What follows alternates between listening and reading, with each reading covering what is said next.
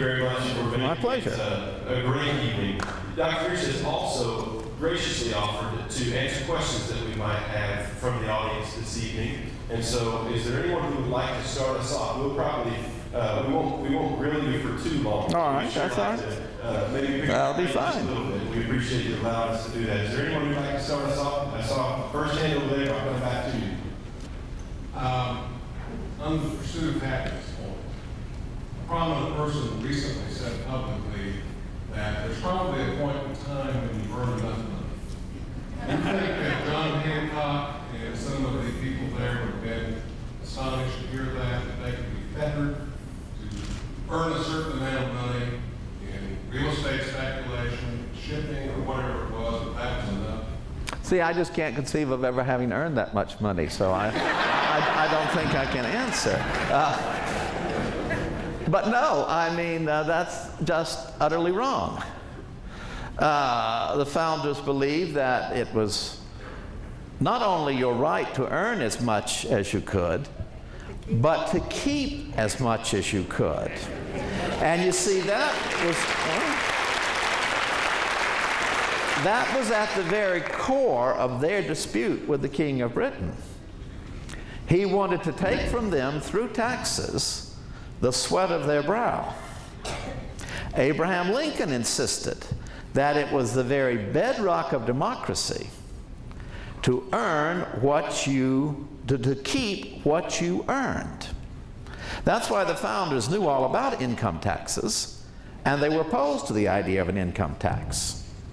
That to them, and this is just their view, was a means of redistributing the wealth. So, no, they would not have agreed with that, that you can, at some point in your life, you earn enough money. Our next question is from right down here in front. Dr. Peters and Dick Goddard from Oklahoma City. Yes, it's my best student. Thank you. Actually, you talked about the many dangers that we do face. Could you give us a view of what you think our greatest dangers we have right now, that I'm particularly referring to what's going on in Washington, D.C.? What are our greatest dangers that face us today? Well, the greatest danger is just what it was when Abraham Lincoln said, "A house divided against itself cannot stand." And we are as divided now as we were at the time of the American Civil War. We're divided geographically, not north and south, but heartland versus the two coasts. And we are divided along the lines of moral values. Just as at the time of the Civil War, we were divided along great moral values. The question of slavery. To the South, it was just a question of my choice to hold people in bondage. And it was the law of the land, and I could do it. And in the North, it was morally wrong. So we are a divided nation, and that shows up in our politics. Secondly, as again in 1860, there is such bitter partisan politics that Congress itself can get nothing done. And the result of that, of course, by 1856 had been the rise of a third party, the Republican Party, that was willing to take on these serious moral issues. So that's one. The second is the economy. And no politician, that's why they're politicians and not statesmen, has addressed seriously the question of what modern technology and science does to the economy. The convulsions as a result of science and technology will be as great as we go into the 21st century as they were in Europe in the 19th century as a result of the Industrial Revolution. Thousands, indeed millions of jobs are disappearing that will never come back. And we do not have an economic policy that grapples with that. And then thirdly, the great empires in history have fallen because of foreign policy mistakes. At one time, we were the absolute superpower. When you went on a trip to me with Sicily, we could still say we were the absolute superpower. That's just no longer so. The rise of China to be the banker of the United States is extraordinary. We've absolutely rejected the advice of George Washington always to have a balanced budget. China has amassed its powerful army and plays a major role in all sorts of negotiations. We have allowed Russia to retain its nuclear weapons, a country that is xenophobic, chauvinistic, deeply humiliated at the loss of its empire, and bitterly angry with us for not having come in with a Marshall Plan when communism collapsed. And Russia, people who know, and I go there, it's one large criminal enterprise. And then we allow a little nation like North Korea to run around clearly with nuclear weapons, whatever they may say. So the foreign policy situation is far more dangerous than it was in 1988. So you add those together, and it is a most critical situation in which Congress should work together for the good of all, instead of posturing to win some petty victory over the rival party. I would say the economy first. I would say foreign policy secondly, and then at the root of it all, the fact that we are so divided as a nation. Dr. Pierce, we have another question for Yes. in the back here. My name is Sally Kern. My question is this: we have a segment in our society today that is using the phrase "all men are created equal," and then the pursuit of happiness to justify their lifestyle. Do you agree that what do you think about that? Is that the proper interpretation of those phrases from the Declaration? Well, no, if we want to stay with the thought of the founders, and that's where I think we should, to understand the Declaration of Independence, all men are created equal meant that in the eyes of God, all men were equal. The laws of human society just didn't carry that into effect. But in the ideal of God, all men and women were created equal. After all, that's what Jesus did, didn't he? He came to save everybody who would believe in him.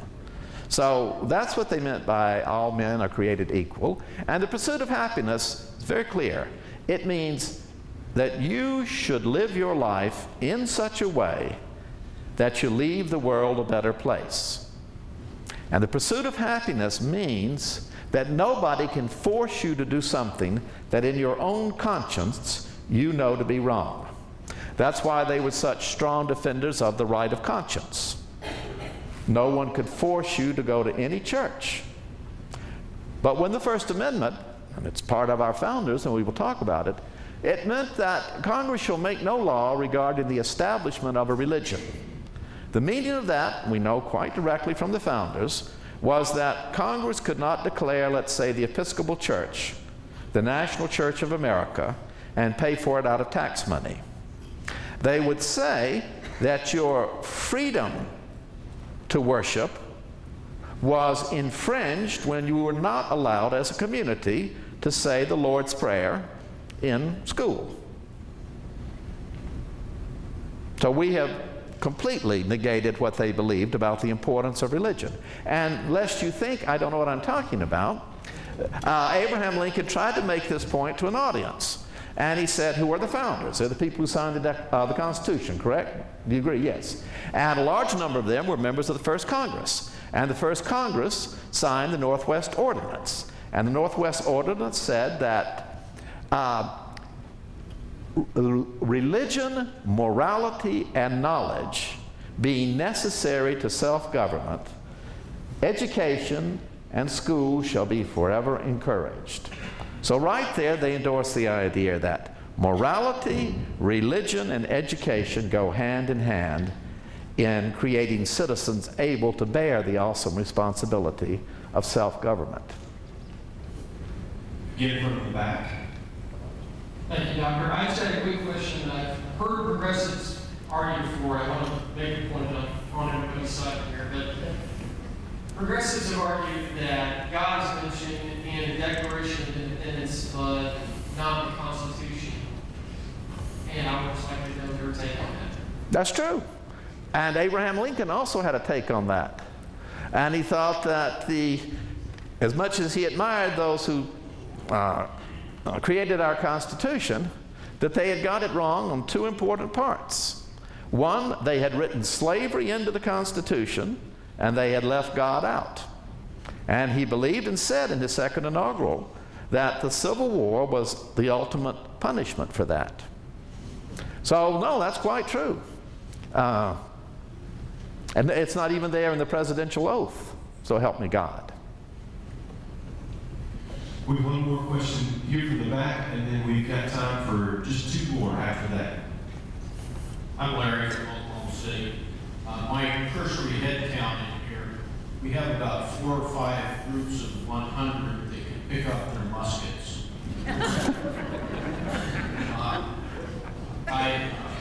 I've probably talked to more people in the last 6 months that have felt like our freedom is being threatened from inside, more so than I have in the previous 57 years of my life. Short of picking up our muskets, what would you recommend that we can do as individuals? Vote.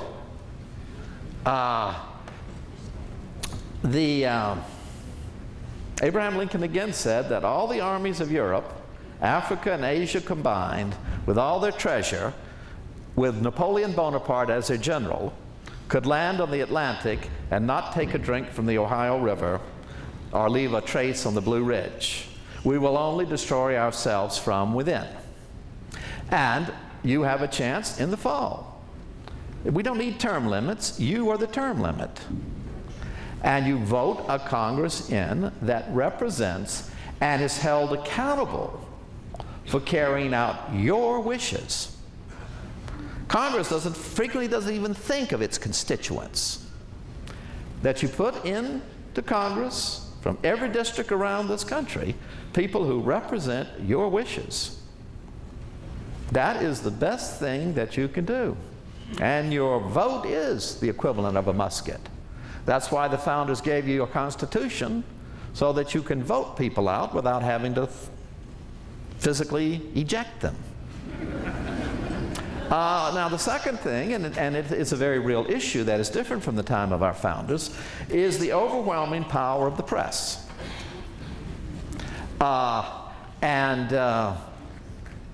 The wishes of the people frequently get garbled as they are reported to the press.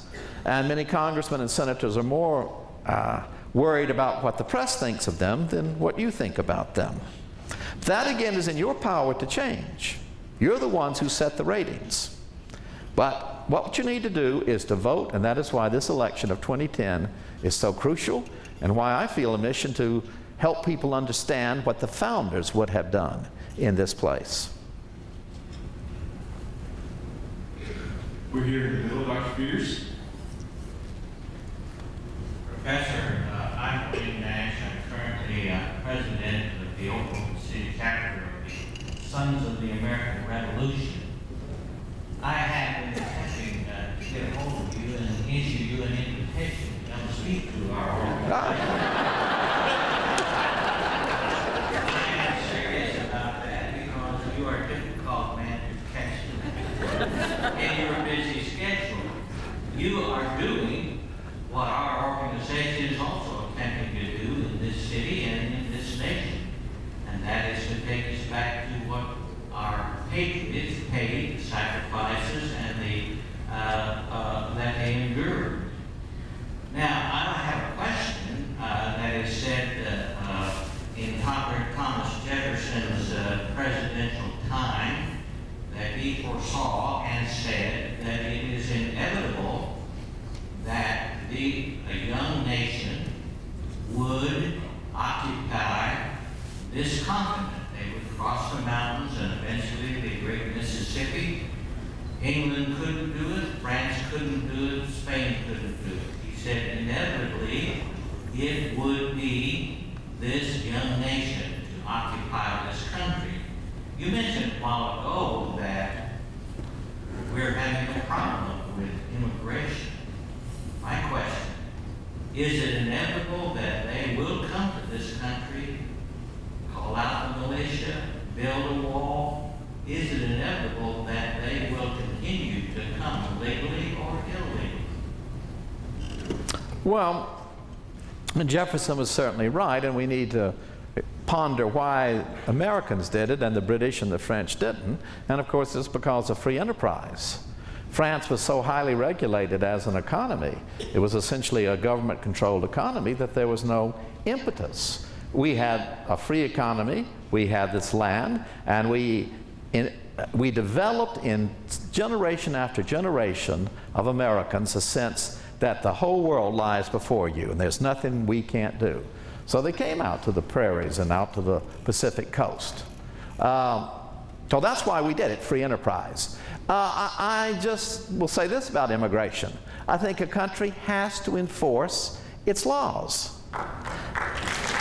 And it has to protect its borders. And you just cannot have a government that throws its hands up. And that is, I mean, no telling what sort of things come across in terms of drugs and terrorist weapons that we just allow in. So we should enforce our laws, have fair immigration laws, but enforce those laws. Before we have our final question, we do have a clipboard that is a sign-in sheet. Can anyone wave at me to let me know where that ended up? Oh, there we go. All right. If you don't mind, I'll grab that from you in just a moment. We do have our last question. I know there are some who didn't get a chance to ask questions, but that just means you'll have to come back next week. And we'll give you first dibs when it comes time to have some questions. So our final question comes from the back row of the front section. Yes, I'm Susan from Edmond. I wonder, since the Constitution hasn't been taught in public education and it's really been carried out of favor since the 1920s, what kind of reception do you get from your students at college about teaching this subject? How are kids feeling about it today? Now ask that a little bit again, just the first part.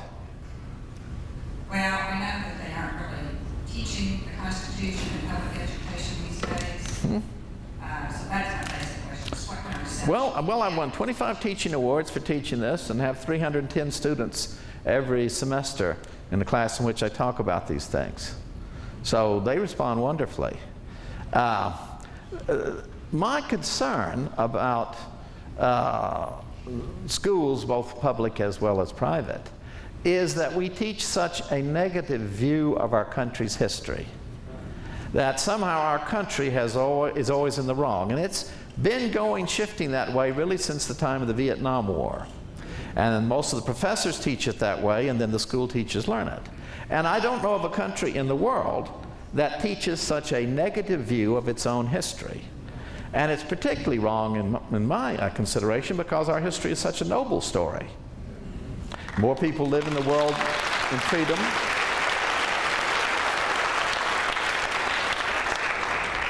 So that worries me most of all, that we don't teach a positive view of all the things that our country has achieved, and most certainly educate our students in the Constitution as the fundamental guardian of our freedom. Well, thank you again for being such a nice audience. Dr. Fears, you spoke about these men as men of honor, and then you asked us the question whether we would trust our politicians if they asked us for a verbal promise. These men were fallen men as well. Why such a difference between those men who are men of honor and what we seem to see in our politicians today? Why the difference between our politicians today and the men who signed the Constitution and met in that first Congress? Well, the deepest answer is that leaders, political leaders, are the embodiment, the reflection of the people they serve. Well, it's fact. And these were the embodiment of those rugged Americans, men and women, who settled the frontier, who took their children out, as Abraham Lincoln described his own father. He took him out to Indiana, and at age 7 put an axe into Lincoln's hands and said, "Start chopping down trees." And to the 6-year-old sister, he said, "Start chopping down trees." There were no doctors to take care of them. There were no welfare benefits if they failed. And there was no welfare net to catch them if they were defeated by the British. So they were a different kind of person than we are today. They were rugged, they were resolute, and they understood their freedom as something dear. We take it for granted. And they would not put up with politicians who trifled with that freedom, any more than they had put up with their own king, who they saw as threatening their freedom. So they loved liberty in a way we cannot understand.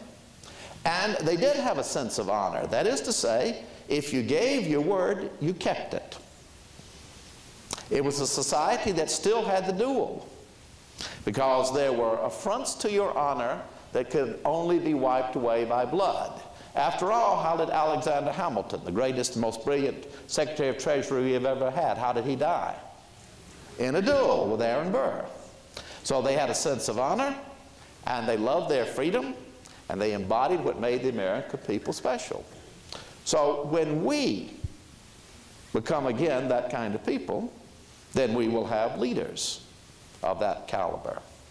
It was not a coincidence that this small country, on the fringe of civilization, brought forth a galaxy of statesmen unequaled in all of history.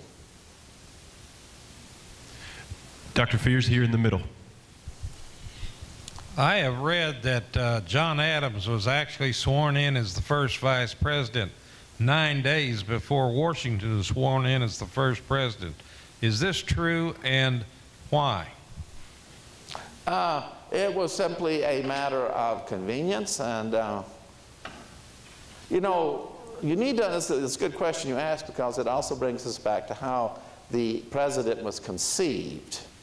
It was not a popularity contest among all the citizens of the country. The Electoral College was set up based on the model of ancient Rome. And in the original Constitution, you voted for electors, or they were appointed by the state. And these electors could vote for anybody they wanted. And the person who got the largest number of these absolutely independent votes became president, and the person who got the second number became vice president. And without parties, this meant that the vice president was probably the second most capable, most ambitious, and the man most after your job in the whole country. And the vice president was looked upon as a real balance. And with Washington and Adams, you had a very real balance. Adams had his nose was very much out of joint that he had not gotten all that many votes for the presidency. And Washington had been unanimous. But this proved to be unworkable, and the amendment was passed that transformed the vice presidency into an institution not worth a pitcher of warm spit, as one of the holders of that office said. So whenever we ponder getting rid of the Electoral College, even though it has changed greatly, I still think the founders were very, very wise not to have a completely popularly elected president. I think we would change the old Electoral College much to our detriment. Hi, I'm Brent Olson. Dr. Fears, I had a question that kind of circles back around to last week, but also your theme here. Talked about tax burden and what the founders considered to be tyrannical. In your research, have you been able to find any sort of a quantification of the tax burden that the British put on them that sparked them to rebellion, and then the tax burden that would have been on the early American citizens at the advent of the Constitution? What was the tax burden of the... Right, a percentage of income or any way we can... Well, no, you see, the founders believed deeply, and we talked about this 2 weeks ago. The pursuit of happiness meant, in considerable part, your right to keep what you earn by the sweat of your brow. They knew about income taxes. They thought they were an instrument for despotism. They thought that the income tax was nothing more than a means of redistributing the wealth. Taking from you to send my children to school. So they did not have an income tax, and it was unconstitutional. That's why finally in 1913 a constitutional amendment had to be passed to allow an income tax. No, they put taxes on goods that were bought and sold, indirect taxes. They would have said a gasoline tax is okay, postage stamps. In fact, in those early days, the post office paid a good part of our national budget. So the tax burden was minimal.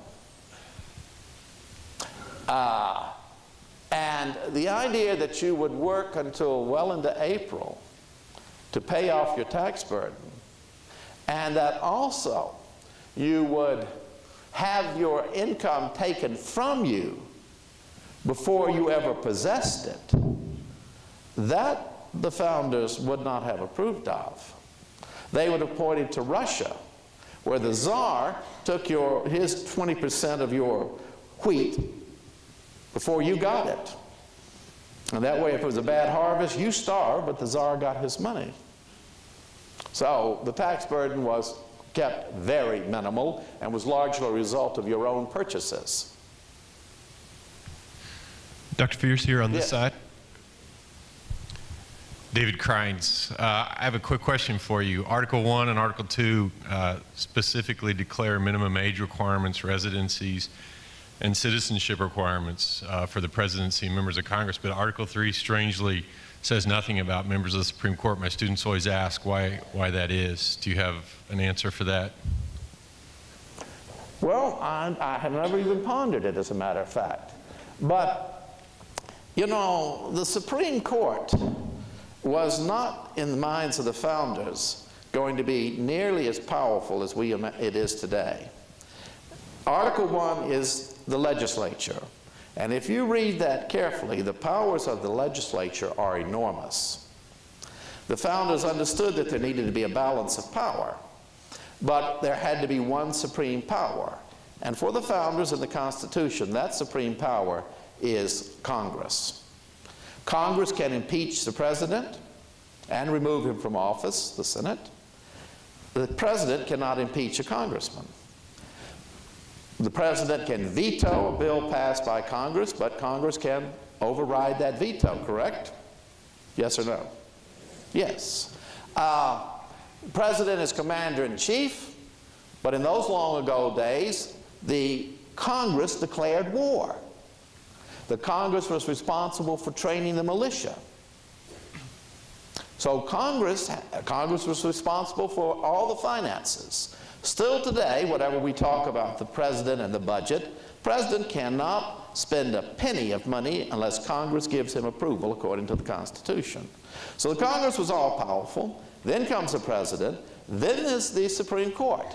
Now, there were those at the Constitutional Convention who worried about such a broad definition of the Supreme Court, that it will decide all cases in law and equity that arise under this Constitution. That is to say, under the common law, as well as the law of equity of England, which is about fairness. But the first few years of the Supreme Court, it was very weak. In fact, John Jay resigned as Chief Justice because it didn't do anything. Then came John Marshall.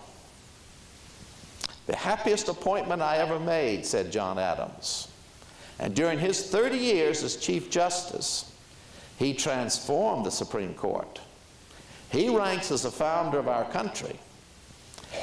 And he was, get mad at me if you will, but it's just a fact, he was the most activist judge in our country's history. So that was when the Supreme Court became a really important matter. But as to why there's no stipulation about that, I just don't know. I'll have to ponder it. We have time for one last question. Who would like to be our last one? Bo, you take care of that, please. My name's J.P. Bowie. I live in Edmond. I wanted to ask, as I sat here, this is a wonderful program, and today, of course, we have wonderful communications. Back then, as I was hearing you talk, how would a person in Georgia even know what was going on with what we were talking about tonight? How would a person in Georgia know what was going on with what we're talking about tonight? You know, that's a very interesting question, because you can have so much information inundating you that you tune it out. People in Georgia got their newspapers, and all of these ratification debates were contingent upon allowing for that time. They read those newspapers. They went to church. And ministers in those days did not stay out of politics. Ministers had been firebrands about the revolution, and they were firebrands for or against this Constitution. And Americans, and this struck Europeans when they came in 1787, 88, how intent Americans were on politics and how seriously they took politics. So they got newspapers, and they knew their newspapers were completely partial. They did not claim to report the facts impartially. They would carry bold headlines declaring their political ideas. So you knew what kind of paper you were reading. You read the paper you liked, or you read the paper you disagreed with. Newspapers, ministers, town meetings, particularly in New England, the town meeting. So when these delegates went to the ratifying convention in their state, they were well informed about what their constituents wanted. And secondly, they also knew when they came back home, they had constituents who just a few years before had tarred and feathered British officials for not liking some of their decisions. So they wanted to be informed, and they were informed. And that's why the Federalist Papers were originally written, was to carry their side all over the country. And they were carried all over the country. Doctor, you made the statement earlier. You made the statement earlier. Yes. About being a democracy after you explained the troubles of democracy. But would it be more clear to say a democratic republic than call it just a democracy, or is that just a common phrase? I hear it all the time. A democratic republic? Well, I tell you, that's people who don't know Greek and Latin. That's me. Demokratia is the Greek word for the power of the people. And res publica is the Latin word for the people's thing, the power of the people. So a republic just traditionally is the same as a democracy. Now people debate and say, well, the ancient democracies, they had an assembly of all the citizens. We are representative democracy. That's certainly true. But the key is we the people. Not we the politicians, not we the campaign contributors, we the people. We are a democracy. Our Constitution is a democratic Constitution. We can change it when we want to. We can go back to the principles of the founders when we want to. So use the word democracy proudly. That's what we are. And Winston Churchill and Franklin Roosevelt both knew we were fighting for democracy. Dr. Fears, here in the middle of the auditorium. Thank you, Dr. Fears. Kyle from Del City. I wrote out my question beforehand, so bear with me if you might. We have a chief executive who over the weekend spoke of the need for strong international standards and institutions in exchange for global cooperation. We also have a judiciary that increasingly uses rulings from foreign courts to establish case law and precedents. And we have a legislative body who desires to subject the American people to international governing bodies under such things as the Copenhagen Treaty, the Law of the Sea Treaty, and the UN Convention on the Rights of the Child. Please explain the critical importance of our national sovereignty and Americanism and its relationship to our founding documents. Well, that's a very good question about the President, Congress, and even the Supreme Court all wanting to make use of drawing us into foreign issues, foreign law. I just told you that. What did Washington say? Avoid foreign entanglements. We're Americans. We don't need the Dutch to tell us what to do. And in fact, John Marshall, somebody started in on him when he was Chief Justice. And they said, you know, we have the common law of England in this country. And he said, we do not have the common law of England or of any country except the United States law. So, that's just a fact. And I think any attempt to draw wisdom that would change our unique system is very misguided.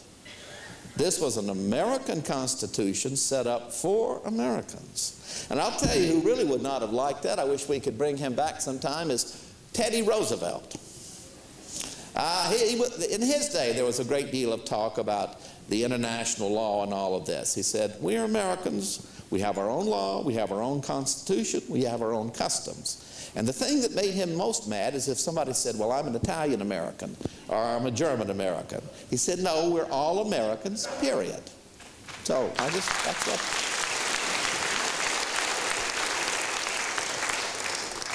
Kirkdale, Tulsa. In regards to the Northwest Territories, if the founders had said they were not going to put imperialism into use, was there any discussion or consideration how to deal with the native inhabitants of these territories? Well, yes, he asked about the native inhabitants of these territories. I mean, regular treaties were made with the Native Americans, and they were regarded as not American citizens, but as citizens of their tribe. Certainly, the spread of our country across the continent meant the dispossession of the American Indians of their lands. It meant ultimately a great destruction of their culture and civilization. That's just a fact. The Americans of the age of the Constitution right on down until 1900 saw themselves like the Israelites of old. And one day maybe we'll come back and lecture, if you'll let me, on the Old Testament foundation of our country. But from the time the first pilgrims came, they saw America as a chosen people, just like the Israelites of old. The writer Herman Melville said, we have been chosen by God to carry the ark of freedom to the world. And as the Israelites had to go into the land of Canaan with fire and sword, that is how these Americans saw themselves, spreading the faith of freedom across the continent. We disagree with that today, but that is how they saw it. Dr. Fears on this side. Hi, Doug from Edmond. My question is, when a person says, I will defend, I take the oath to defend the Constitution, at what point are they become a traitor if they are not protecting the Constitution? Does that make sense? If a person takes an oath to uphold the Constitution and then they don't uphold it, do they become a traitor? Upholding it, yeah. Well, now, that's a very good question. And the founders had had unfortunate experiences with the idea of treason. And the King of England liked to call anybody who disagreed with him a traitor. And he threw you in the tower. And they did not want that to be used in this country. So they defined treason in the Constitution very carefully. And it is aiding the enemy in time of war or making war upon the United States. So they did not want that term treason to be used just for disagreement or even trying to change the Constitution. Oh, it's my best student. Yes, hi. My name is Jeannie. I just would like to know if you could add one amendment to the Constitution, what would it be, Dr. Pierce? I would not add one amendment. I would take one away. No, and then it's the 22nd Amendment. It's the amendment limiting the president to 2 terms. The founders carefully considered that, and they said, no, it's once again for the honor of that individual to decide to step down or for you to vote that individual out. Now, what we did by that was we have turned the president into a lame duck as soon as he takes the oath of office for that 2nd term. And people in his own party or her party start running against him or her. Foreign nations begin to back away from their commitments. Our enemies abroad believe that they can be bold because if they got a strong president now, they'll have a weak one the next time around. It has hampered the office of the presidency enormously. And it is for the individual and for you to decide when they've served long enough. Now, again, you'll get mad at me about Franklin Roosevelt. But he was worn out by 1940. He would have liked to have stepped down. But he saw the war already raging in Europe. He knew of the tremendous danger that the Nazis represented. He knew how strong the isolationist forces were in this country.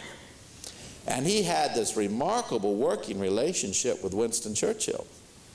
So he stayed on. Then came 44. He knew he was dying. He knew all the criticism he would get. But you know, we all think that maybe we'll go on another 3 or 4 years. And he had seen his great idol, Woodrow Wilson, fail in the dream of a League of Nations. And Roosevelt believed that if there had been an effective League of Nations, with America's part of it, there never would be another world war. And you had, like Roosevelt, to have lived through those 2 great wars that cost upwards of 70 million lives to understand how that must never happen again. But we were afraid of that, and so not long afterwards, we passed this amendment to limit the president. I think get rid of that.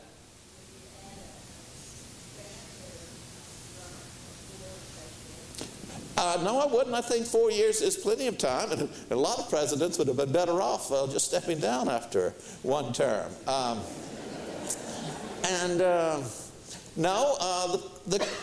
There have been presidents. Gerald Ford believed that a president should have 1 term of 6 years and no re-election. And that was what the Confederates had in their Constitution. But I think we had it right, the founders had it right, 4 terms, and then let you decide. 4 years, and then let you decide about another term or another term. Dr. Fears, we're here on this side of the auditorium. My name is Mike. I'm from Edmond.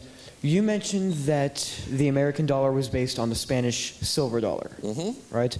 What is it? Is it still based on that now? No. I didn't think so. One of the great debates throughout our country's history is whether or not our money should be worthless or not. And the founders believed it should be worth something. And so the silver dollar of Spain was the most widely circulated in this country. And it was of a very high quality. The word dollar, interestingly enough, comes not from Spanish, but from Jakobstal, which is a place in what is Czechoslovakia today where a huge vein of silver had been uncovered in the 16th century. And these silver coins began to be called thalers and then transformed into dollars. But no, we gave up having a currency that rested upon silver or gold, and you're being able to take a $10 bill down to the bank and get $10 worth of silver. We don't have that anymore. The founders thought that this kind of worthless paper money was a sure way to debt and destruction.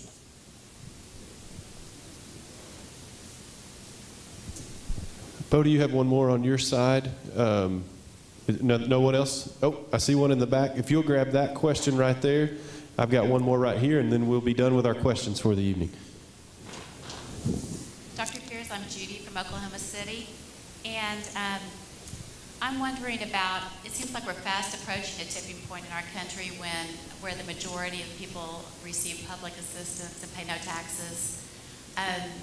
What are the ramifications of that, and was that something the founders were concerned about? Well, now, you asked me about a majority of our people not paying taxes. See, that's something I just don't understand, and you'll have to explain to me that. I don't. Who are these people that don't pay taxes? I think it is complete inequality under the law. So the founders believed that the best kind of taxes were ones that you paid up front rather than an income tax, like an excise tax or a tariff or tax on gasoline. That's what they preferred. But no, I think the tax burden in our country should be equally shared. And if it were equally shared, as George Washington said, there is no form of taxation that we will not find onerous, but we will, as good Americans, be willing to pay our fair share. All right, our last question for the night. Keith from Norman. A question about judicial activism, and you may have covered this previously, and I apologize, I haven't seen everything. My understanding was Thomas Jefferson had argued against the lifetime judiciary appointments, and I'm wondering what, in your perception could have been done differently, or what took the day as far as the way it wound up with our judiciary, and what has allowed it to get out of control so much, and what could have been set up differently that might have worked better to prevent judicial activism? Well, judicial activism, and that's worthy of a lecture in its own right. No, it is, because the Constitution, as it worked in the first years under George Washington, the Supreme Court had very little authority. And John Jay, I think, as I mentioned, quit in disgust that there was really nothing to do. It was the appointment towards the end of the term of John Adams, 1801, 1802, of John Marshall that changed all of that. And in a series of decisions under Marshall, over his 30-year time as Chief Justice, the Supreme Court became the most powerful body in the Constitution, able to declare a law of Congress unconstitutional.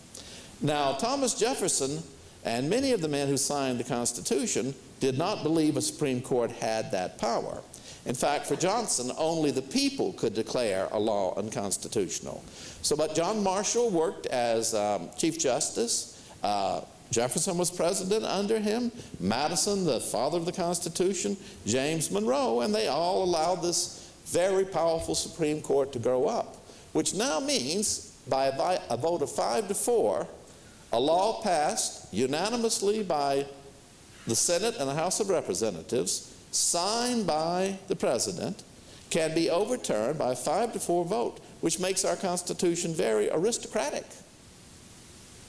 Now, Teddy Roosevelt had a solution to this, and that is to say, if 3/4 of the states voted to overturn a decision of the Supreme Court, that could be done. So if you wanted another constitutional amendment, that would be it. 3/4 of the states is a lot, but that's what Theodore Roosevelt said because he thought the Supreme Court was already far too powerful. It was very heartening just to hear you at the end say that we are a nation that will endure. Thank you. We live in interesting times, so to speak. But we've become such a polarized nation, and it frightens me to hear people talking that there would be some kind of civil war. And I don't expect you to have a crystal ball, but I like to believe that we are a nation that will endure and that we would have more sense than that. Do you have any comment on that? Yes, I do. And part of it is simply rooted in the belief that we have been given a special destiny. And at every time in our great crises, we have brought forth a leader. Now, if you had asked King George if the man who led the rebellion that took away the fairest part of his kingdom would be a frontiersman from Virginia, he would have said no. How's it possible? The London Times, when President Lincoln was elected, said, "It is characteristic of the political immaturity of the North American Union that at such a critical moment they have entrusted their destiny to a backwoods solicitor." And how snide were the remarks about a, quote, B-grade movie star becoming president. Well, first, they'd never seen his movies because most of them are pretty good. But he became one of our greatest leaders again because like Lincoln, like Washington, like Teddy Roosevelt, the famous sort of Karl Rove of his day was a man named Mark Hanna. And he was a Republican, and they wanted to get rid of Roosevelt. So they made him vice president. And then, of course, President McKinley got shot. And Mark Hanna said, now that damn cowboy is in the White House. What are we going to do? So a cowboy from Dakota, and then Ronald Reagan. So in an unlikely place, we will find a great leader. The only great question to me is, will the press tear them down?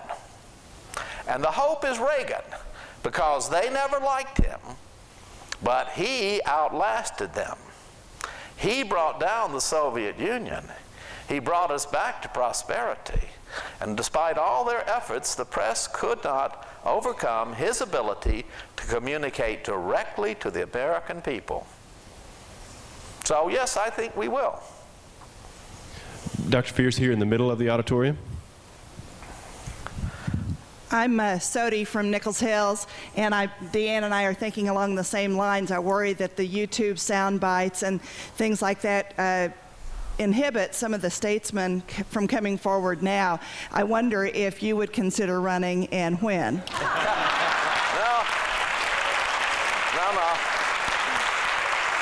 Remember, the one professional group that was not represented at the Constitutional Convention was what?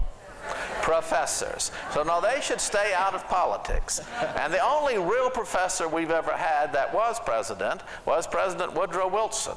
And despite all of his good intentions, he failed.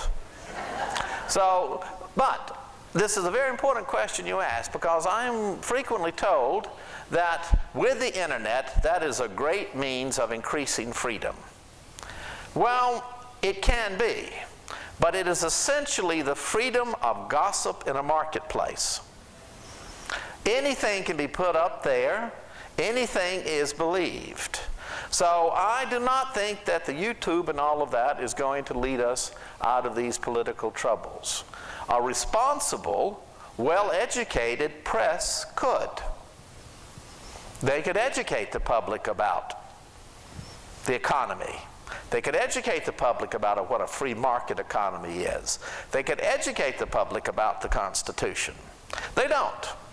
They go for sensationalism and these shouting heads. I don't know why people watch this in the morning. You can get enough of that at home, these people shouting at each other and bickering over these issues. No, at the Constitutional Convention, at the Declaration of Independence Convention, it was done with great ceremony, politeness. We might disagree, but I began my sentence with "sir," and I ended it with "sir." So that is the kind of political discussion that made our country great. Dr. Fears here in the middle, once again. Dr. Fears, my name is Tim Shear, and I have a question about the Commerce Clause. I have a question about the Commerce Clause, Article 1, Section 8.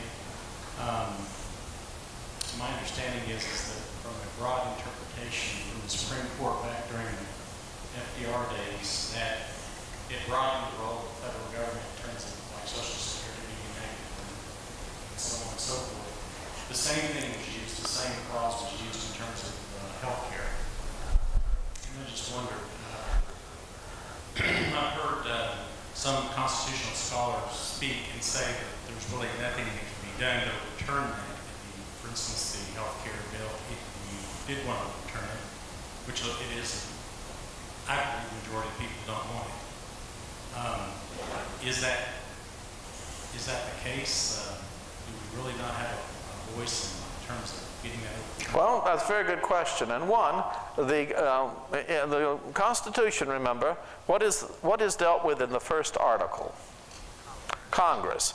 And Congress has very broad sweeping powers, among which is to regulate commerce among the individual states, among foreign nations, and among the Indian nations. That's a broad sweeping power. And when medical people began to incorporate themselves and turn themselves into legally established businesses, they became completely subject to that clause. So yes, the health care bill, whatever is passed, that will regulate doctors, insurance, all of that, that is constitutional and could not be overturned. However, you do have an alternative, and it's called a constitutional amendment.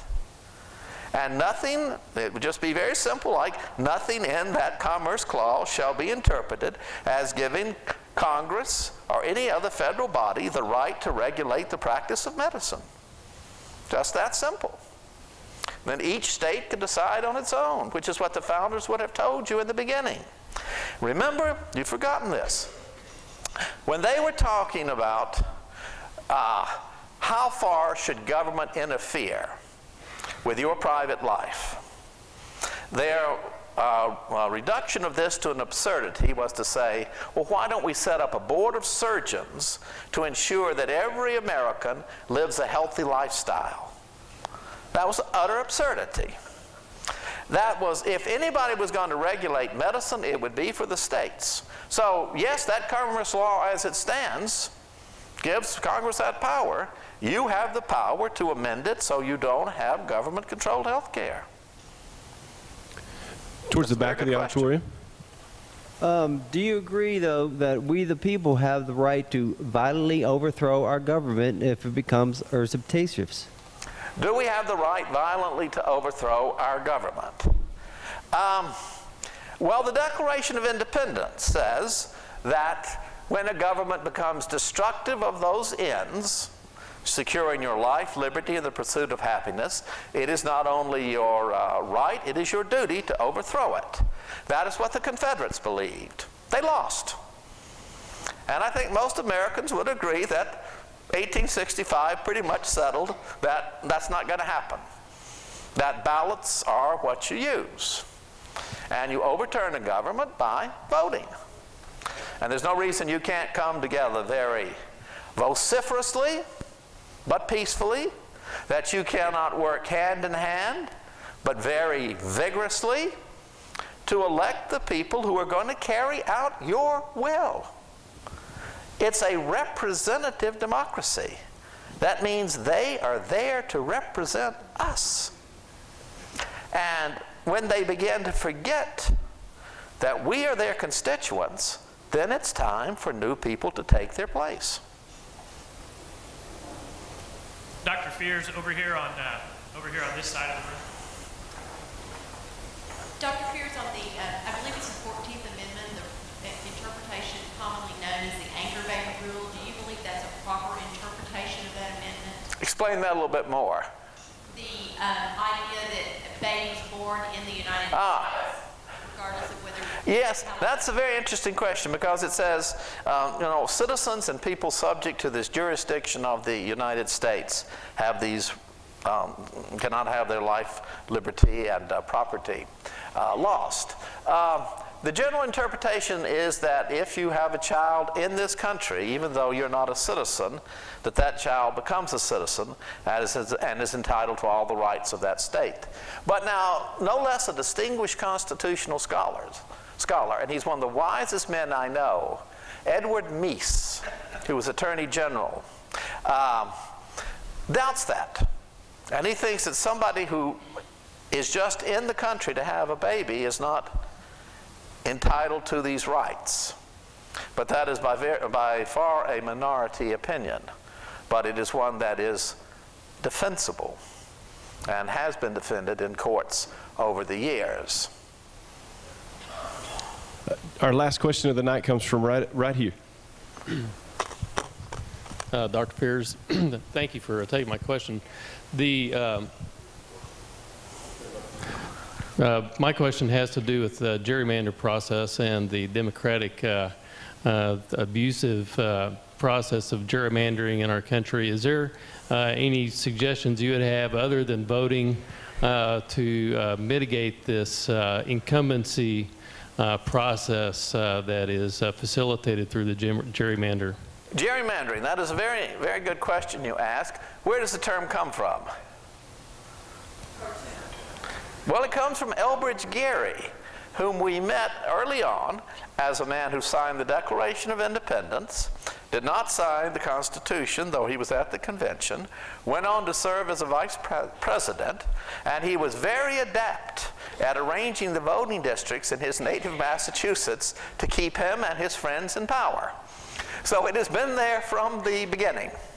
And I think politicians would have to be not human, not to try to gerrymander. So I think it has always been there, and I think it is very hard to remove, unless, again, an aroused public makes it clear it doesn't want that kind of tampering. That's an excellent question. I mean, we must always remember that the founders were very great individuals, but one, each had his own opinion, and two, they were politicians. They were statesmen, but they were also politicians. And that's why they are so useful and important for us to follow as examples. because they were good politicians and great statesmen. Well, I feel like Lincoln at the end of his first inaugural saying, I really don't want to shut up because you've been such a wonderful audience. But thank you. Yeah, I remember reading in an article, and there was a kind of a cartoon done in the newspapers at that time of Abraham Lincoln playing a trump card, and it was a very popular newspaper article. From your perspective, was he just playing a trump card, or was it strategized for the emancipation? For the Emancipation Proclamation. Well, in his inaugural address in 1861, Lincoln promised the South that he would not interfere with slavery anywhere where it legally existed. And he also recommended that we settle the question once and for all by holding a convention to see if we needed a constitutional amendment about slavery. So he was still handling it very much as though the Constitution could be restored as it was with slavery in the states where it already existed. But he became more and more convinced that God wanted slavery abolished. And so he got ready to issue his Emancipation Proclamation. But the war news was so bad that there was never a moment for it. So finally came the Battle of Antietam. And it hadn't been a clear Union victory, but at least the Confederates under Lee had retreated back across the Potomac out of Maryland. And Lincoln said, I'm going to issue a preliminary Emancipation Proclamation freeing all those slaves who are in territories currently in rebellion. I can do that without an act of Congress as Commander-in-Chief, because it is a military action, because the slaves are contributing to the Confederate war effort. And his advisors said, don't do that. We've got the midterm elections coming up. You want to do this in September and October of 1862? November, there's a midterm election. We're going to be swept out of office. Are you crazy? And he said, no, and it will go into effect on January 1st. And his advisors were right. The Democrats made a huge victory in the 1862 midterm elections. They carried all the northern states this time, except New England, of course. But even Lincoln's own home district voted Democratic in 1862 in protest of this Emancipation Proclamation. But he stayed with it. And one by one, as the victories came and more slaves were freed, he was insisted upon a constitutional amendment that would end forever slavery with no compensation whatsoever. It was one of the greatest social revolutions in all of history. So, no, he meant it, and he came to see himself as the chosen instrument of God to bring slavery to an end. Dr. Fears here in the middle of the auditorium. Hi, Dr. Fears. Do you believe that Abraham Lincoln was a Christian, and why or why not? I mean, is there a record of his confession of faith or something like that?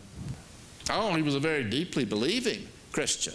But he once said that he would join any church that had as its only creed the Golden Rule, and that actually practiced it.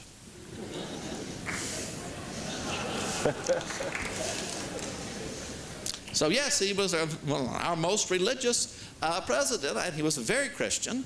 And you would not have seen him coming out of the National Cathedral with some huge Bible and holding his wife by the hand. But he believed deeply in God and in Jesus as the Savior of the human race. On that side? Oh, here we go. I'll pass this one down. How do you think Reconstruction might have been different had Lincoln not been assassinated? How would Reconstruction have been different? Reconstruction was very bitter. And you know, when I was a boy in Georgia, we had school teachers who taught us the Pledge of Allegiance and left out indivisible.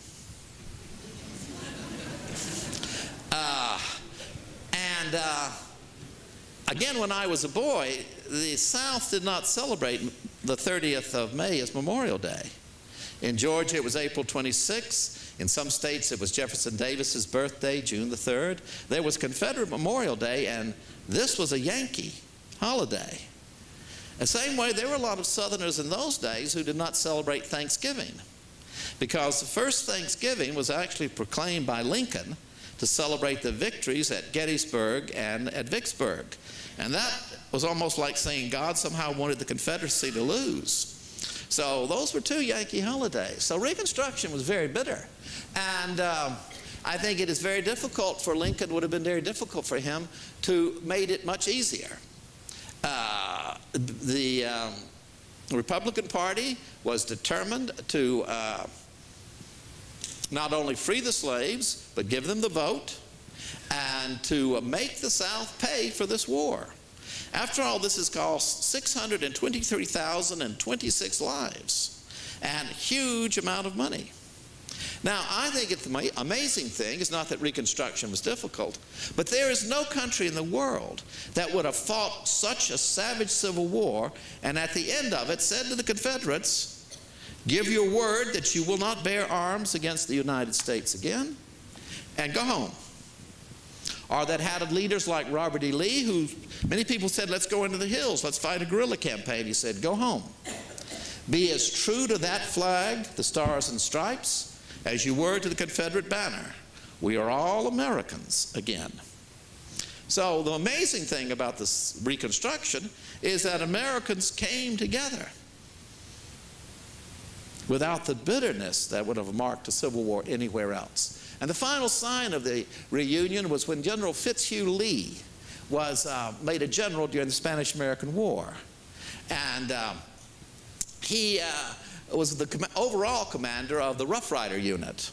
And as they were chasing the Spaniards, he sometimes would forget and shout, get after them Yankees, boys, get them, pour it into them. So we became one again. All right.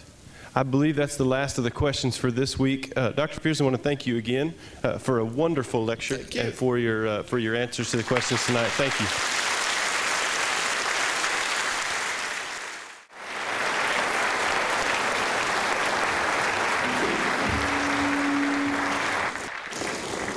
Well, no, I'm the one who's grateful. I did not think anybody would come.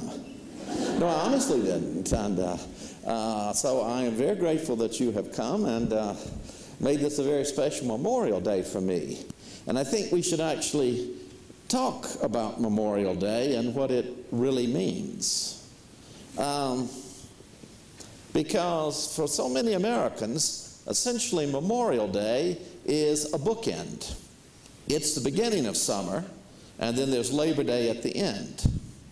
And it's a day of barbecues, it's a day of car sales, clothes sales, and in fact the retail sales over the Memorial Day weekend is a very important indicator of consumer confidence. Isn't that true? Moreover, you could ask a young or old shopper at Walmart, or a young or old financier on the Hamptons on Long Island, what Memorial Day is. And they might have a vague idea, but they would, for justifiable reasons perhaps, confuse it with Veterans Day. So when was the first Memorial Day? Who can tell me? 1868? Good. When in 1868? May the 30th. May the 30th, 1868. That's correct. It came about through the order of General John Logan, a very highly decorated Union general, played a major role in the campaign of Atlanta, and he was commander in 1868 of the Grand Army of the Republic. And that was the Veterans Association of those who had fought for the Union. And he declared on May the 5th that May 30th would be the first Memorial Day. And its original title was Decoration Day, because that was a day on which people would decorate with flowers, maybe a tombstone, the graves of those who had fallen in the Civil War. But that decoration began already during the Civil War. And in particular, the ladies of the South, that's what women used to want to be called, was ladies. The ladies of the South formed volunteer associations to bury the dead. That's where most of the battles were fought. And they formed voluntary associations to see that the dead received proper burials, to see that their graves were marked. And sometimes information was very scanty, and we'll come back to this. But there was no official burial corps. The Army did not give out lists of the dead. The newspapers carried casualty lists, but they were notoriously inaccurate. And many a soldier came home months after the war was over, and other mothers kept putting out, years after the war was over, a dinner plate for their little boy, hoping that he would come home the way the boy in the next farm did. So there were bodies just lying on the battlefield. And they might be buried in a mass grave, they might just be left there to molder. If you go through small cemeteries in southern towns, you'll see Union boys right next to Confederate boys, and you'll see some tombstones that say nothing more than Tex, T-E-X, Confederate States Army. That was all that was known about him. So that's how the decoration days began. And in 1868, there were still bodies left that had been not buried. And there were also reunions held. And at the first reunions in 1868, there were boys of 19 in 1868 who had seen perhaps 20 fights, as they called it, including titanic battles like Gettysburg and Chickamauga. And there were men already in their 70s in 1868 who had also fought in these battles. So to understand Memorial Day and its close relationship to our topic of what did the founders intend, I want us to go back to June the 28th, 1863. And Robert E. Lee is leading across the Potomac River in a driving rainstorm the largest and best equipped Confederate army that ever took the field. 70,000 men, absolutely confident in General Lee, having won victory after victory over Union forces far larger than they. And he is on his way into Pennsylvania to win the final resounding victory that will bring this war to a close and recognize the independence of the Southern Confederacy. Now, Robert E. Lee would have rather been doing anything than leading this army. He wanted no other country, he said, except the United States of America. He wanted no other anthem than Hail Columbia. And he wanted no other flag than the Stars and Stripes. But there was nothing, Lee said, that he would not give up to save the Union except honor and liberty. Liberty. For Robert E. Lee and the men who followed him believed that they were following in the steps of their fathers and grandfathers before them that had chosen liberty over a country that was determined to enslave them. They followed in the footsteps of George Washington. What was on the seal of the Confederate States of America? Now you should know this. I've told some of you this before. George Washington.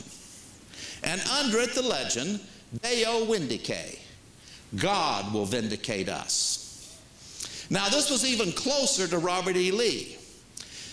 His father, Henry Lee, Light Horse Harry Lee, had been one of the greatest cavalry generals of the Revolutionary Army.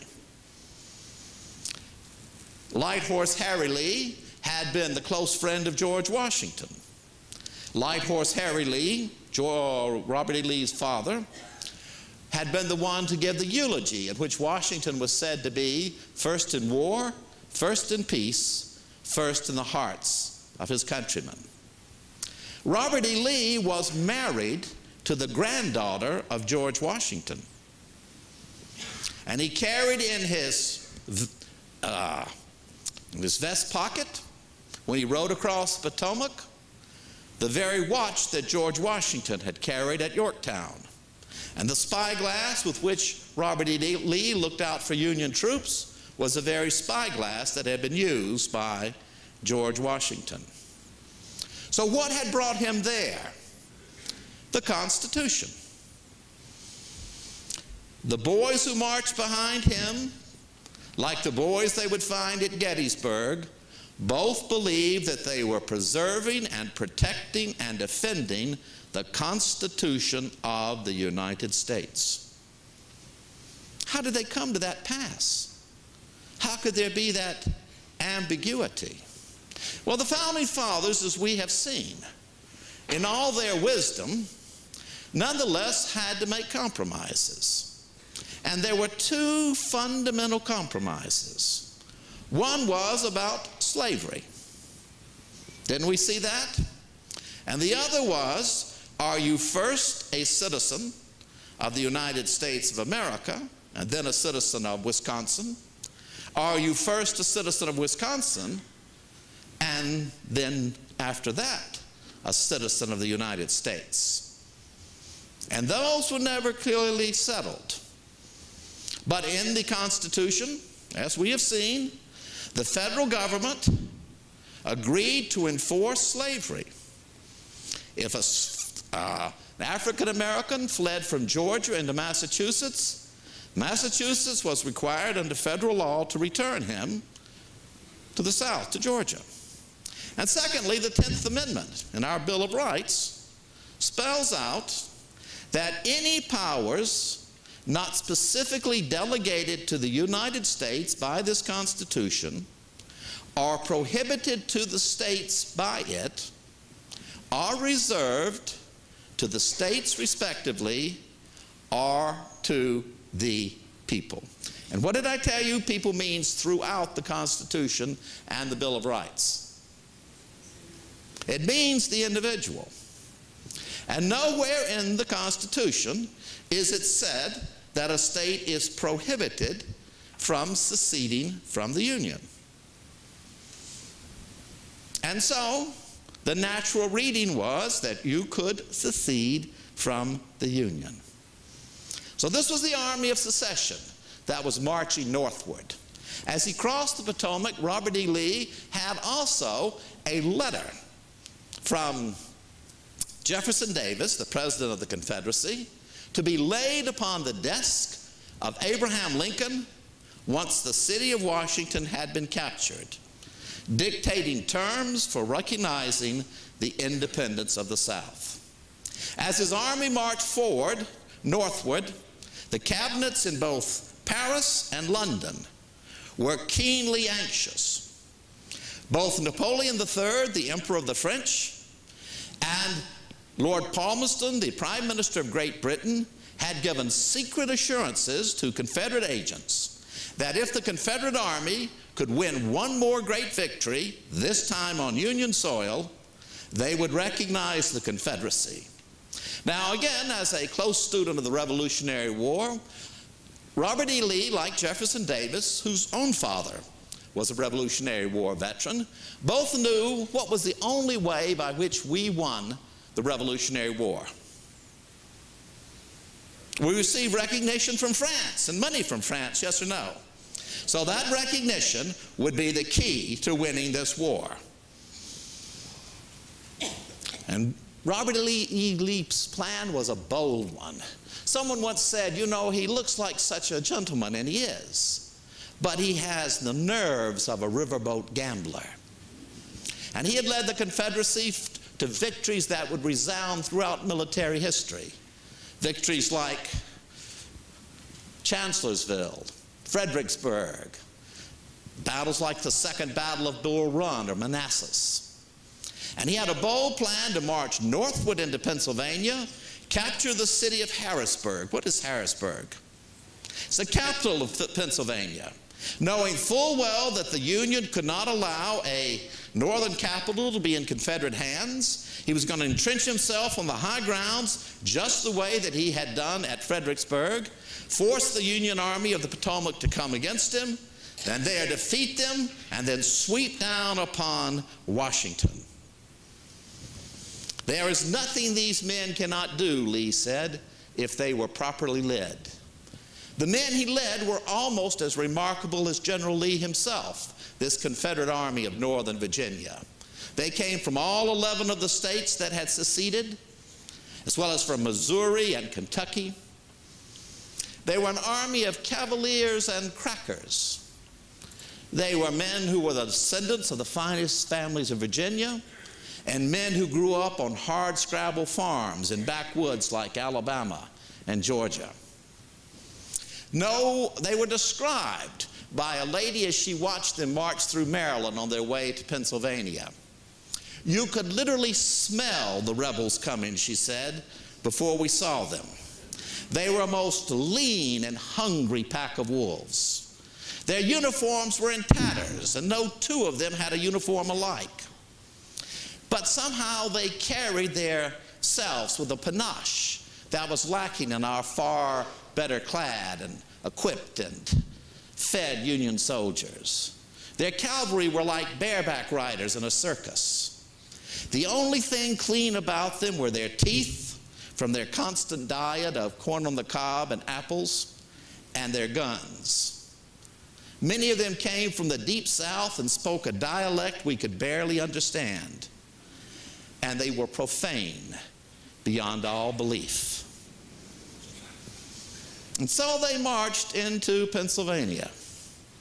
And as they marched towards Pennsylvania, Lee ever sharpened his grip on the battle that he knew would lay ahead at Harrisburg. But it didn't turn out the way he had planned. The Union Army made another change in generals. General George Meade. He had been Lee's student at West Point when Lee had been commandant. And he knew Lee and knew how Lee thought. And he moved his army fast. And suddenly the battle began to break out there at Gettysburg on the 1st of July. It was not ground of General Lee's choosing. But the enemy is there, he said, and honor demands that we strike him there. And the first day, the Confederates almost broke the Union line. But by the second day, 120,000 Union troops had entrenched on the high ground.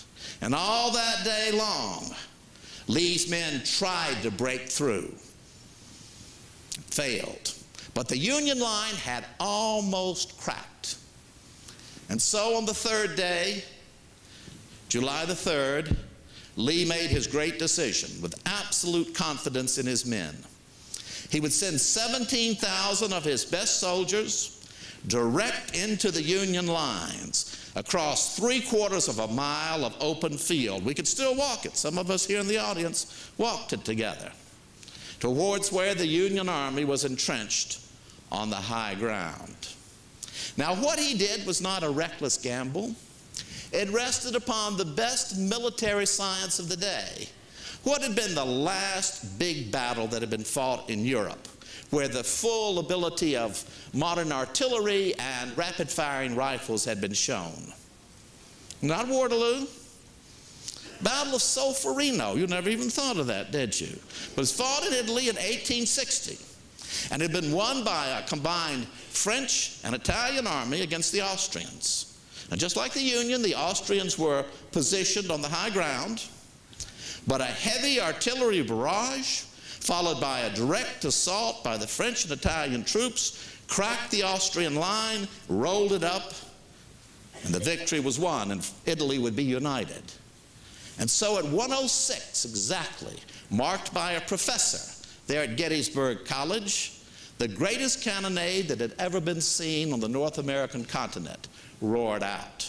And for 2 hours, the Union lines were pounded. And then at 3:06, these 17,000 men marched forward. In overall command was General Pickett. up into your post, and never forget today that you are from old Virginia. General Kempler led out the North Carolina, forward for the honor of the old North State. And they began to move across that field. And at first, the Union soldiers held their fire, almost in awe of these battle flags that they'd seen so often. But then they began to open up with heavy artillery. And already within 200 yards of leaving, huge gaps began to open up in the Confederate forces, firing heavy shells, firing fragmentation shells that just ripped, killing 8 or 9 at a time. And then, by the time they reached the road, the Emmitsburg Road, my students say, oh, look at that little picket fence. Well, it's a rail fence. They don't even know that. But beyond that, I tell them to climb it. They find how hard it is actually to climb one of those fences. And by that time, all of these Union guns had opened up, the rifles, pouring into the Confederates. But still they came, absolutely confident, on up that hill. And by now they were charging. Woo! Woo! Coming right at the Union forces, headed at one small point where there was a grove of trees and a little stone wall, and they kept coming. And the Union forces were about to break. They looked like demons sprung from the infernal regions of hell, one of them said, coming up at us. But there was one battery from New York that was holding this central position, one set of 4 cannons. And they were commanded by Lorenzo Cushing. Just a month before, he had graduated from West Point. He was 21 years of age. And he said, "Hold, boys, give them one more shot for me." And his artillery officer looked over at the young lieutenant and saw that he was holding his intestines in with his hands. And so the boys held and fired one more time, and the Confederates began to roll back. And as they rolled back through that shell and smoke and death, Robert E. Lee rode out there to them. "It's all my fault, boys. It's all my fault. Nobody could have fought more bravely than you did. It's all my fault." Now today, if a catastrophe like this happened, wouldn't you be looking for the lowest person on your corporate board to blame this on, yes or no? But he took the full responsibility. And all through that evening and through the next day, what day would this be? July the 4th. Lee waited for a counterattack from the Union, but it never came. And so in a driving rainstorm, the Confederate Army began its retreat on July the 4th, leaving behind 27,000 of the flower of the South to join 23,000 Union men who had died. For you see, in this war, ultimately 623,026 men would die. That is more than in all of our wars, except the Civil War, put together. And on that same day, July the 4th, the city of Vicksburg in Mississippi surrendered. Now, do you think that's a coincidence? What did the Confederates say they were doing? I ask you. They were following in the footsteps of the founders of our country. And yet on July the 4th, they didn't win. They lost. Now, in September of that same year, 1863, the governor of Pennsylvania, Governor Curtin, rode through the battlefield. And he was outraged to see rotting there in the field hundreds, thousands of Union soldiers. Now, the Confederates had been dumped in a mass grave, covered up with lime. But that somehow didn't seem appropriate for the Union soldiers. On the other hand, the Army did not have a burial corps. You could pay a traveling mortician $1.25, and he would give you 6 pieces of paper. And the last thing you did before you went into battle was to write your name on those 6 pieces of paper and stick them all over your body in case you were blown to pieces. But you were too cheap to spend that $1.25, weren't you? And you drank yours up and you gambled yours up. So you were just lying there rotting. And so Curtin wrote, the governor wrote, to the governors of all the other states who had had men in the Union Army there at Gettysburg, like the governor of Minnesota, whose regiment, the 1st Minnesota, suffered the largest number of casualties in any engagement in history of the United States Army on one day, suffering almost 100% casualties breaking a Confederate attack. And he said, this is a disgrace. We need to dedicate a national cemetery and have an appropriate memorial for it. Now, it is most amazing that they did not sit around and wait for the federal government to do it or ask for a federal grant. Now, doesn't that surprise you? Yes or no? Almost as much as if the Louisiana people just didn't sit around again and again expecting the federal government to help them, correct? So they did it themselves, and they raised the money, and they raised it fast.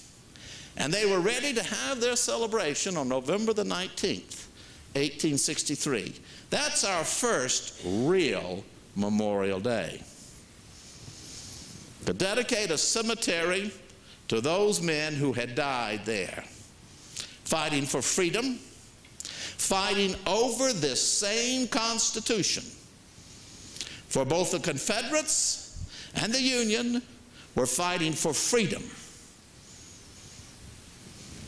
And they were going to do this upright. They were going to pay a real honorarium to the speaker, and they got Edward Everett to come. Now, he was the finest orator in America, long flowing silver hair, Harvard professor, diplomat. But at the last minute, one of the governors wrote and said, don't you think we should ask the president? Who? What president? President Lincoln. No. He's very controversial. He's a bad speaker. He will say inappropriate things, tell jokes. And he, you know, the Republicans lost the midterm election of 1862. His own party isn't going to even renominate him in 1864. So no, that will just add a note of controversy. Well, we can write him, you know, and ask him and kind of not ask him. So they wrote him, you know, and he wrote back and said, I'm coming. Well, they were really worried. And so they wrote back and said, well, all right, if you insist on coming, Mr. President, remember, you are not the chief speaker. Please keep your remarks brief and to the point, and be sure that they are appropriate. So he came. And on November the 19th, he made his way up along with the procession.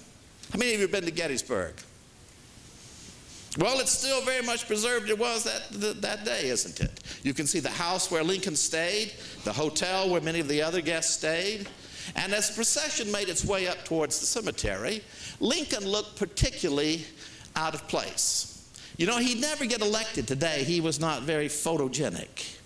And he was very tall, over 6'4", and they had given him a horse that was too small. So his legs kind of dangled down, almost touching the ground. And he looked so overwhelmed, careworn. Not only did he have this war, and he could not understand how this war had come, how it had been so bloody. Everyone had assumed when it began, in that summer of 1861, one battle would be fought and it would be over. But it had gone on, and the cost had mounted, the cost in lives. Why? And then he had trouble at home. His wife was never very stable, and they had lost a son 10 months before, the second of their children to die. And as he left to go to Gettysburg, their third son was sick. And he had the same symptoms, and they got the same kind of pacifying advice from the doctors that they had had when their little boy died 10 months before. So she begged him not to go. But he had given his word to be there at the memorial to these boys. Now, he was not the great figure we reckon today in the newspapers. In the North, even more than in the South, he was brutally criticized for his conduct of the war. Nor did Gettysburg seem to bring the war to an end. In fact, that very fall, the Battle of Chickamauga, the Confederates had won another great victory. And all through the press, all through his own cabinet, and throughout Congress, there were constant demands that he sit down and negotiate with Jefferson Davis and make a negotiated peace. Let the Confederates go. What had brought him to this place? What had brought him to Gettysburg? He was born in poverty. How many of you have visited his farm where he grew up in Indiana, or where he was born in Kentucky? Hardscrabble Farms. Age 6, as I told you in another lecture, his father put an axe in his hand and said, "Start chopping trees." He watched his father fail time and time again. He didn't like his father. And when his father died, he didn't go to the funeral. And as soon as he could, he made his way out to Illinois, and there settled in the little town called New Salem. How many of you have been there? How did he get reconstructed like that? Who did it? The WPA. Some of you always complain about the WPA. They magnificently restored that little town, which had become a ghost town when the river there couldn't be navigated. But that's where he got his start. And he clerked in a store, and he earned a reputation as Honest Abe. Now, don't get mad at me. This is just a historical statement. Some years ago, we had a president called Slick Willie. But he was known as Honest Abe. And it's quite true that if you left too much money on the counter, he would walk miles to give it back to you. But he wanted to make something of himself. And he read the law, was admitted to the bar, and he moved to Springfield in Illinois. And there began to develop a reputation as a first-rate corporate lawyer, because he became a railroad attorney. And this was when the railroads were pushing westward, and the railroads found that these well-educated Harvard attorneys did not play well with an Illinois jury. But he did, and he became ever more highly paid. And then his friends said, "Oh, you've got to go into politics." So he ran. It was in Congress during the Mexican War, 1846 to 1848. And he said, this war is wrong. It's a war just to extend slavery. And from his earliest days, and he had learned this from his father, he hated slavery. It was absolutely morally wrong. But his advisors, also the fellow members of his Whig party, said, just keep your mouth shut. It's a short war and it's a popular war. Don't speak out against it. But he did. He spoke out against funding the Mexican War, and so, next election, he didn't stand because he knew he was going to lose. And he went back to make more money. And by 1858, he was making $8,000 a year as an attorney, when the best paid railroad president in the country made $10,000. He built a fine house in Springfield. How many of you have seen that?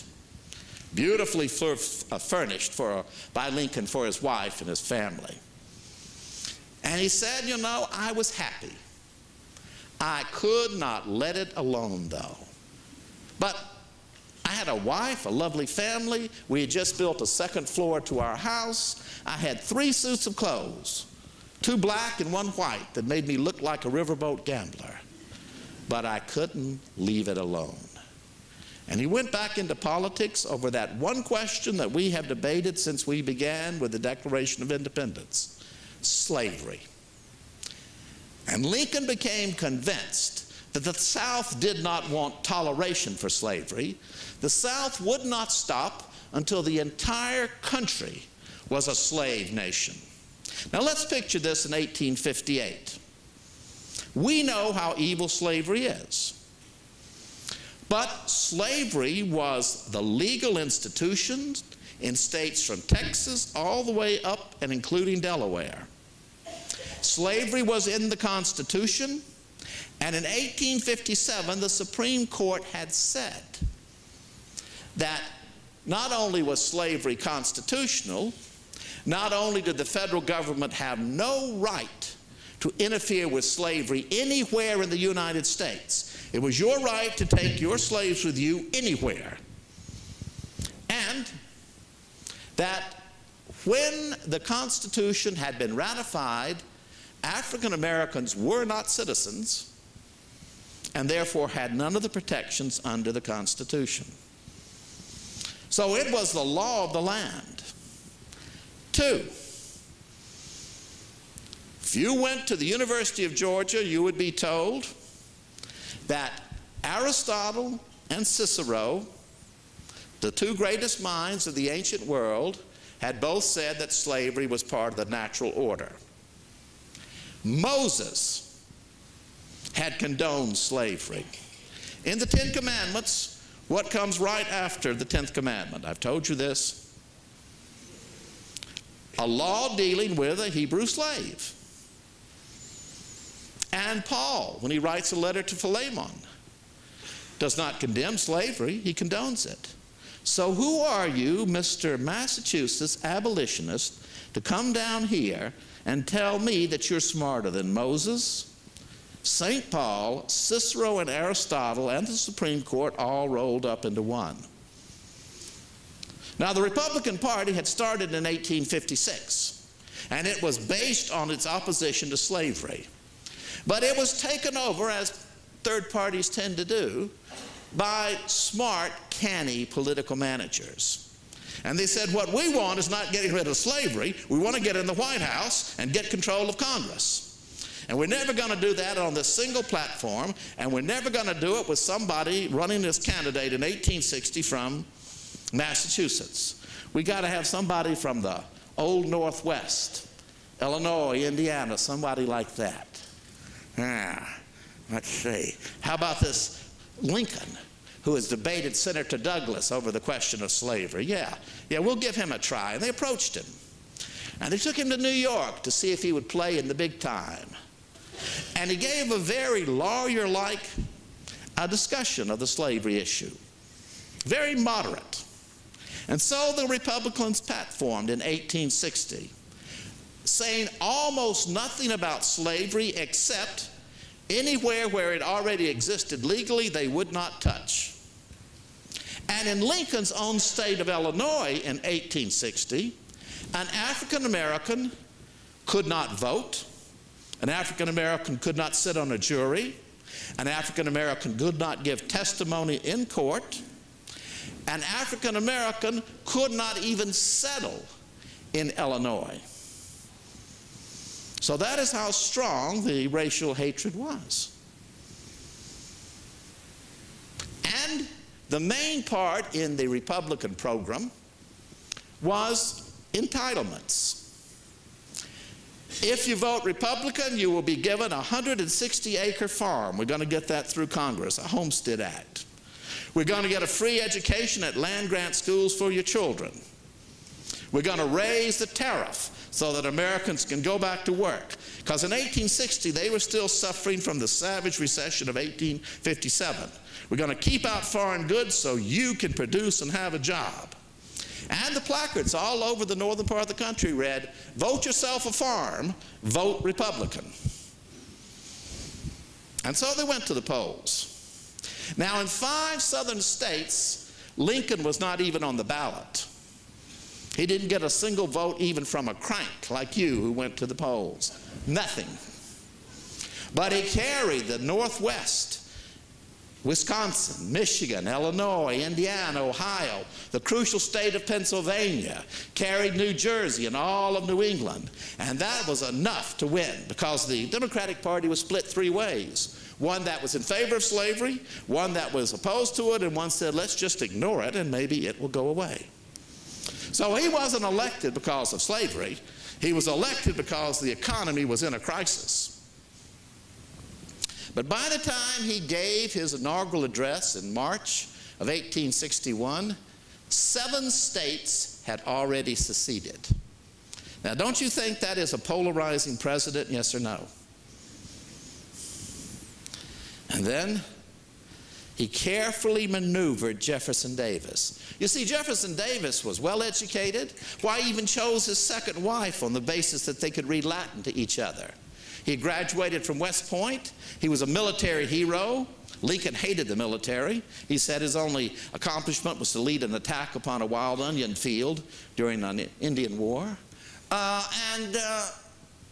Yet, as Lincoln said to his cabinet, who thought all along they were so much smarter than he was because they had gone to Harvard, and he had had, how much had he had of education in his whole life? Less than 1 year. See, every time I see a student's eyes glaze over, I think, what would Lincoln have given to have an education like we give our students at the University of Oklahoma, or Oklahoma State, or Oklahoma Christian? So they were so much smarter than he was. But he told them, once you get to know Jefferson Davis, he's the biggest damn fool in the world. So he maneuvered them into firing upon the flag, and then they called out the volunteers. And still, battle after battle, slaughter after slaughter. September of 1862, 23,000 Americans killed in one day at Antietam. Still the bloodiest day in American history. How many died at D-Day? About 4,500. So this was slaughter on a massive scale, and still the war went on and on and on. And Lincoln kept asking himself, why? Why do we have this great war? We pray to the same God, we read the same Bible, we have the same basic Constitution. Why? And he didn't begin to understand until God took his little boy away. And when that little boy died, Lincoln suddenly began to understand. And so he came to Gettysburg. He came to explain to his fellow Americans why they were engaged in this bloody struggle with their own fellow Americans. Edward Everett gave the main speech, and the crowd went wild. They cheered and stood up and cheered and cheered. And then Lincoln got up. Now, there were photographers there, and this was the early days of photography, and they had all of this clumsy equipment, and finally, by the time you had finished watching the photographer, wasn't that fascinating? Lincoln had spoken and sat down.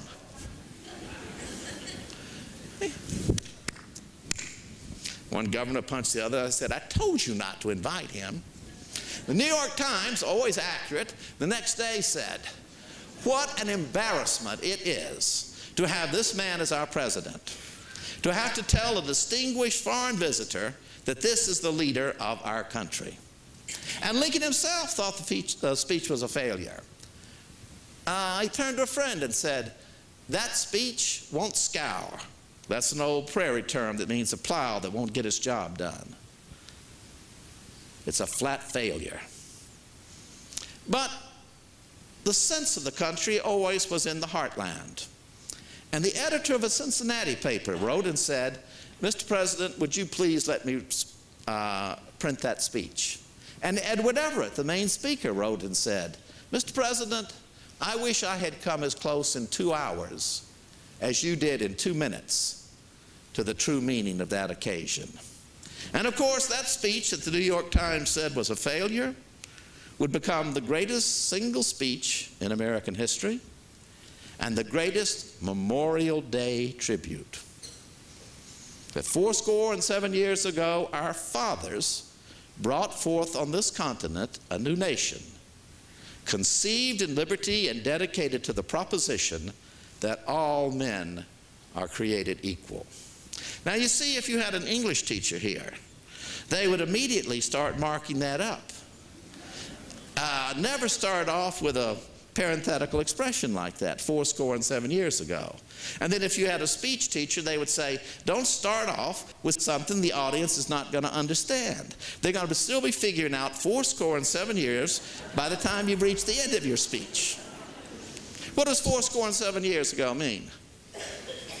87. Well, why didn't he say 87? Because he is invoking the language of the Bible. In the Bible, what is your allotted path of life. 80 years and 10, correct? So from the beginning, he makes one of his major themes that this country is founded upon the Bible. 70 years ago, our fathers brought forth on this continent. Now, what would an English teacher do with that? That's a mixed metaphor, isn't it? Yes or no? Do fathers bring forth children? Yes or no? No. They brought forth on this continent, but is bringing forth a child an easy action? Who's had children? Is it an easy thing? Isn't it bloody and painful? Yes. They brought forth on this continent. How did we come forth on this continent? Did the British just let us go peacefully? We fought a long and bloody war. Brought forth on this continent a new nation. And new doesn't mean there like I've got a new hat. It means new in the sense it is something that has never existed before. And I tell you, it is still something that has never existed before. Why? Because it was conceived in liberty and dedicated to the proposition that all men are created equal. So Lincoln dates our beginning from the Declaration of Independence and its proclamation that all men are created equal. We are now engaged in the great Civil War, testing whether that nation or any nation so conceived and so dedicated can long endure. Now there he has told you in one sentence why you are having to kill your fellow Americans. In Vietnam, millions of words were printed, were they not? We never understood why we were there. But in one sentence he has told you, we are now engaged in the great Civil War, testing whether this nation so conceived and so dedicated can long endure. We have met upon a great battlefield of that war. We have come to dedicate a portion of it as a final resting place for those who here gave their lives so that that nation might live. Now he has told you in one sentence why your son's never going to come home. He died so that that nation might live. But now his audience is entirely Christian, and they know their Bible. You quote them a verse, they don't say, I don't know, that must be somewhere back at the back. They know their Bible. Who died so that others would live? Forever, for eternity. Christ. And that is the third theme. The Bible, the uniqueness of America, and third, that we are a Christian nation. And he begins to compare those men who have died, gray and blue, to the greater figure who died so that all men might have salvation. Now, this is not some professor trying to read too much into the speech. When the boys of the Army of the Republic marched into battle, what hymn did they sing? The battle hymn of the Republic. In the beauty of the lilies, Christ was born across the sea. There's a glory in his bosom that transfigures you and me. As he died to make men holy, let us die to make men free. It is altogether fitting that we do so, dedicate this cemetery. But in the larger sense, we cannot dedicate, we cannot consecrate, we cannot hallow this ground. The brave men living and dead who fought here have consecrated it far beyond our poor power to add or detract. Consecrate, dedicate, hallow, what kind of words are those? They're religious words, are they not? And these men have undertaken a religious task. It is for us the living, rather. So now he shifts it away from those to you. It is for us the living, rather, to continue the struggle that they have thus far so nobly advanced. It is for us the living to take from their sacrifice an increased measure of devotion to that cause for which they gave their last full measure of devotion. Now, I asked my class this question at the beginning of the semester. How many of you believe that it is the noblest thing you can do to die for your country. That's what Lincoln is saying there. That is your last full measure of devotion, correct? To give your life. Yes or no? Yes. Not a hand will rise. Now, I'm proud that by the end of the semester, quite a few raise their hands. But it's not a question of youth. I won't ask this here. I don't want you to get mad at me. But I asked groups this large of older people, and not one of them will raise their hand. Now, they'll rush up and say afterwards, well, I'd die for my family. That's not it. Every one of those boys had a family. But if you had asked a class in 1861 in Georgia or in Pennsylvania, what was the noblest thing they could do? They would say it was to die for their country. And if they didn't say it, their girlfriend would hit them in the head and make them say it. So they have given their last full measure of devotion. That we here highly resolve that these dead shall not have died in vain. That this nation under God shall have a new birth of freedom. And that government of the people, by the people, and for the people shall not perish. Now, it is very interesting. This nation shall have a new birth of freedom, but how? Under God. Now, we talked about this last time. How many times is God mentioned in the Declaration of Independence? 4. We've got that down now. And it proclaims that all men are created equal, and that that is the will of God. In the Constitution, that noble, noble instrument, how many times is God mentioned? 0. And slavery is written into it. And Lincoln had become convinced that we had gotten it wrong on the Constitution, that we had written God out and put slavery in. But he had been too thick, too dumb to understand that until God reached down and took his little boy away.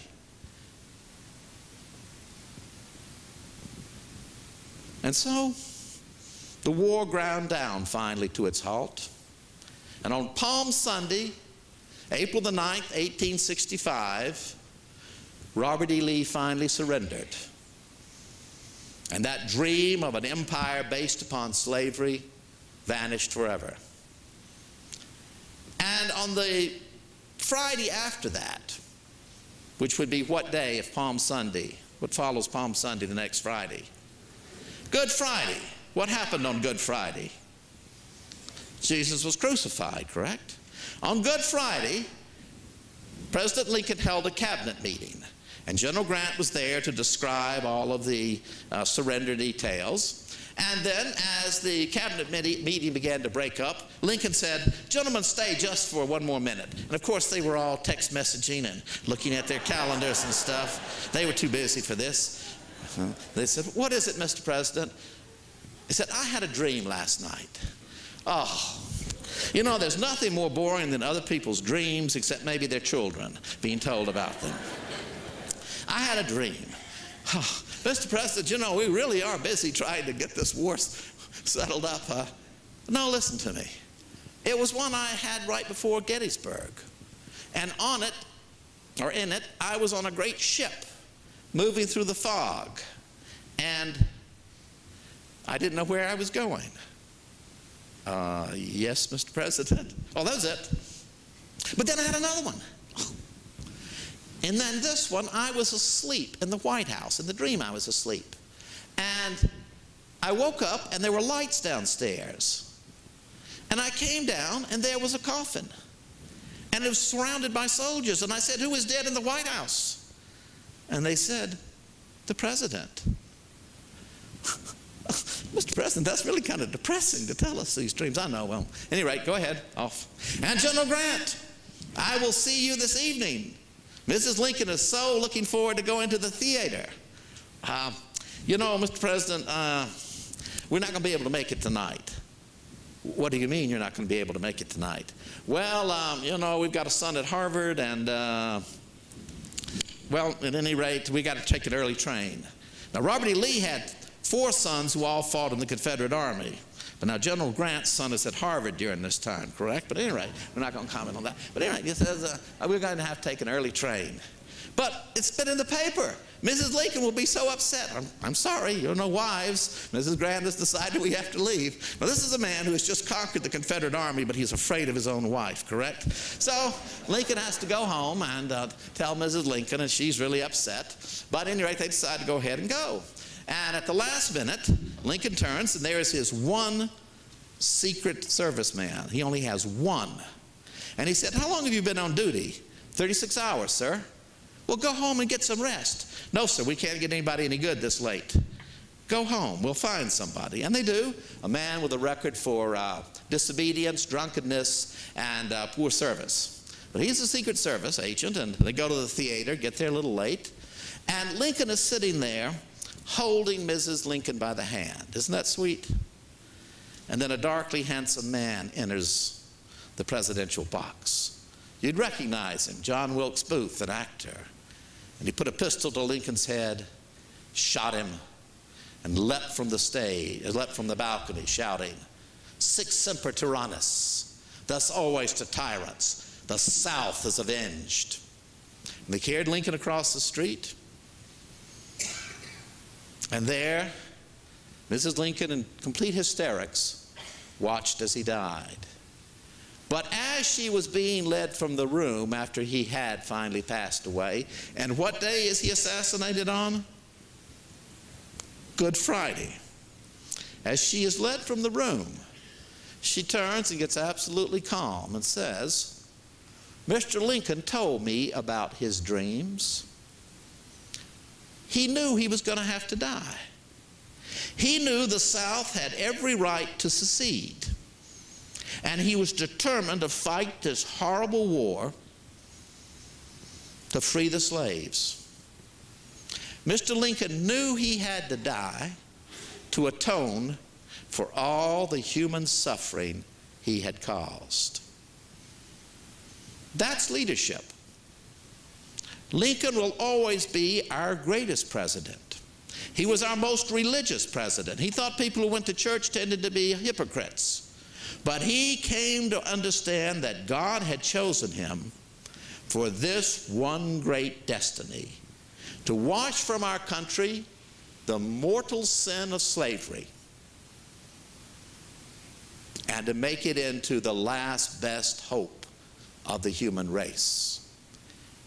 And it was quite right when Memorial Day was taken and made to apply to all those Americans, from the Minutemen who fell at Lexington and Concord, to the men and women today, our bloodiest month in Afghanistan, who still defend our freedom on the far frontiers.